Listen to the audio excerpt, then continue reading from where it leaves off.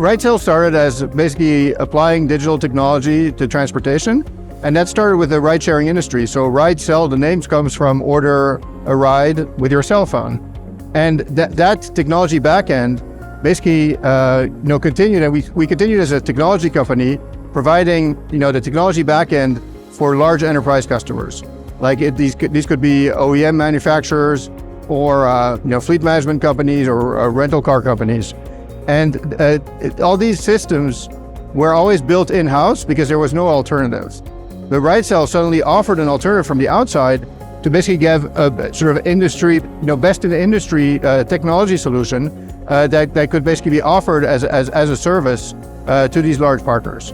And that's how we transformed from the early days of shared mobility to now applying that advanced technology to large existing fleets. Digital transformation is something that's affecting every industry worldwide, but particularly in the automotive sector, a lot has been created on old systems. Like, for instance, the process of buying a vehicle has not changed in the last 50 years.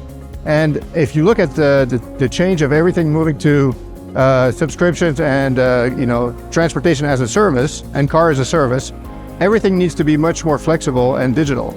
And the systems have actually been built very effectively for sort of the old world linear processes. And now that you need much more flexibility, you basically need a major overhaul of these systems, which is very hard to do. And that's why Ridecell can actually, with a SaaS-based solution from the outside, help accelerate that internal digital transformation.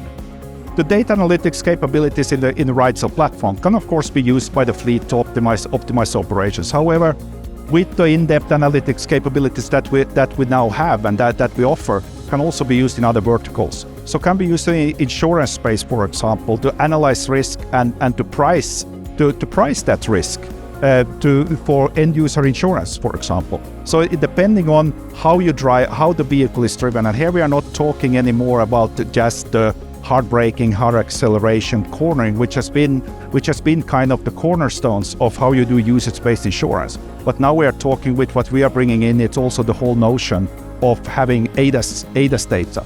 And how does the ADAS data impact the risk? If you use ADAS actively, you should decrease your risk.